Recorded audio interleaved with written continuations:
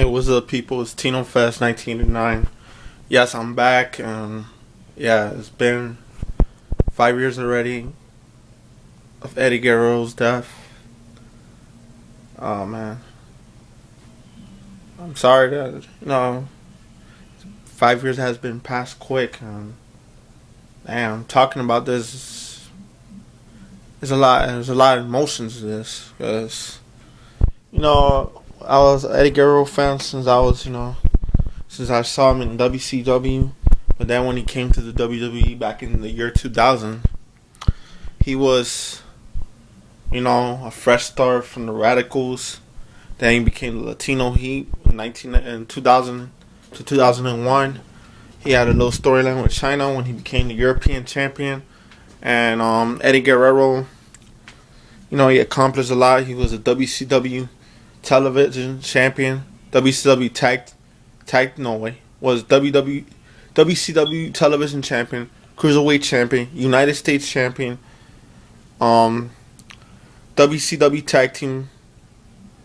Correct me if I'm wrong. If he was a tag team champion, I'm not sure. Yeah, he was I think he was WCW tag team champions. WWE European champion, WWF Intercontinental champion, WWE Tag Team Champion, both SmackDown and Raw. No, wait. SmackDown Tag Team Champions. And, and the United States Champion in WWE. And then he finally went to the WWE title picture and won the WWE title. And, wow, I totally marked out that year in 2004 when Eddie Guerrero won the WWE title. I totally marked out.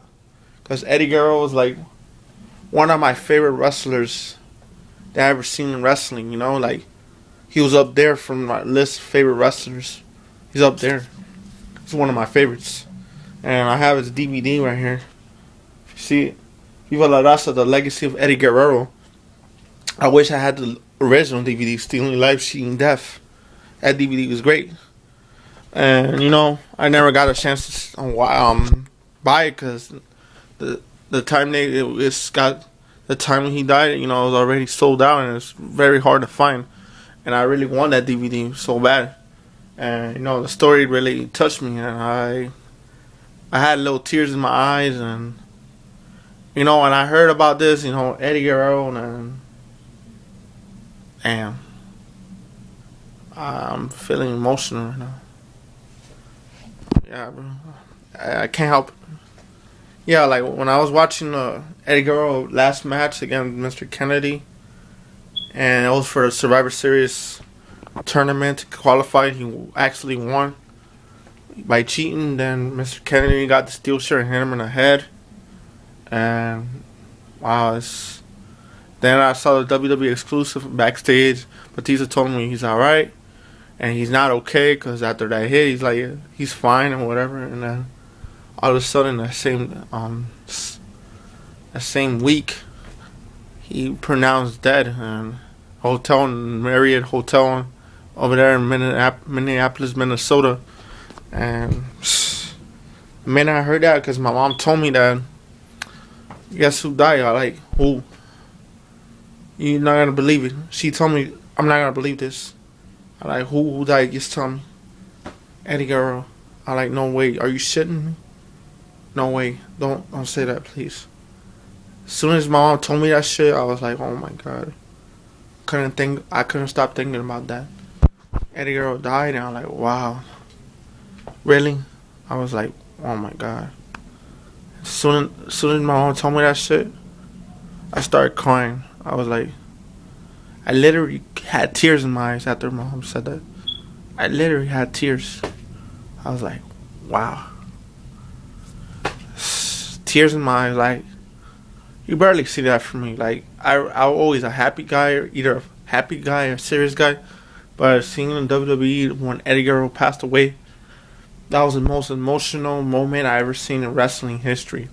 Besides the Shawn Michaels Ric Flair, besides the Shawn Michaels retirement, besides Chris Benoit's death, most emotional moment was when Eddie Guerrero passed away. Because, damn, that guy was a true inspiration to us. watching wrestling. You know, us Latinos and a lot of Latinos, not just Mexicans, Latinos in all over the world, and seeing that happen with Eddie Guerrero, he was a hero for the the Latinos. Myself, including me, I'm not Mexican, I'm not Puerto Rican, I'm Cuban.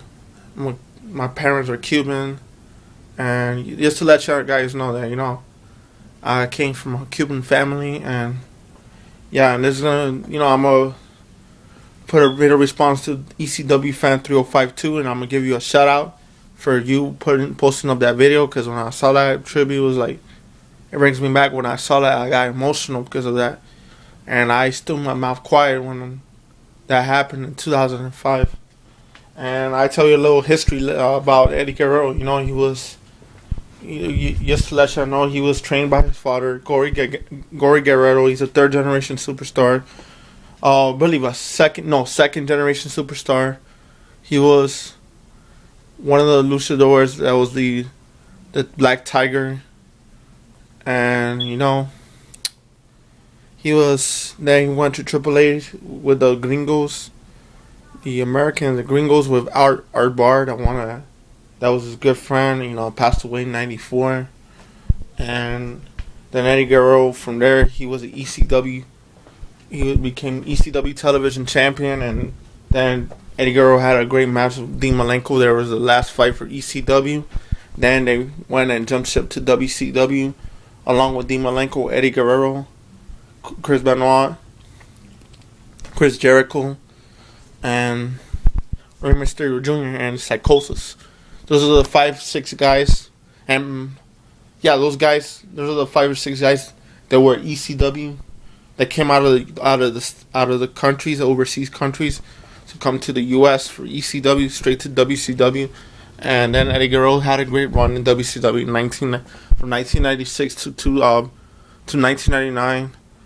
And he had a lot of trouble in drugs and alcohol and past, and he's addicted to it, and he got arrested, and then from there he had the drug policy, and then after that they gave him another chance. They gave him that chance, and he finally made it to WWE, and I was glad that he actually came back, because I really did like Eddie Guerrero. I was like, wow, like, I'm glad he's back, and he became the Intercontinental Champion and Tag Team Champion.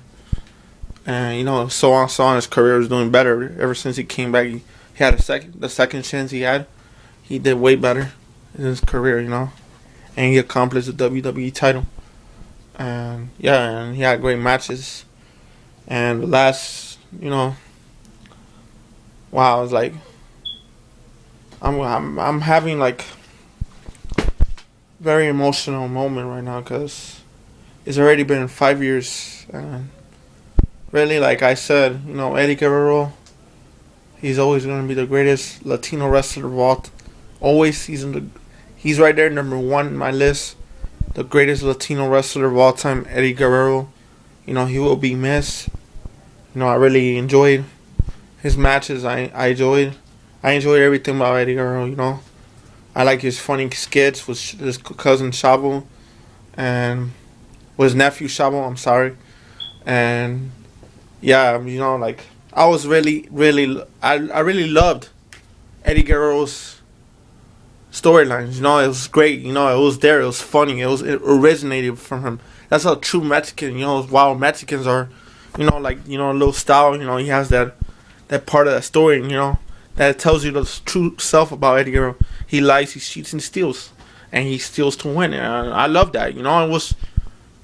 That's what really made Eddie Guerrero who he is, for becoming a lying, cheating, and stealing. He steals to win, and that was really Eddie Guerrero's storyline. That's really Eddie Guerrero. I'm not saying really like that, but he steal life. He cheat death and steal life once, but then it just ended like that. And like I said, it's gonna be, I'm glad that ECW 305, Fan 305 did this video. He did a tribute. It got me into doing a video, because it's been 5 years already.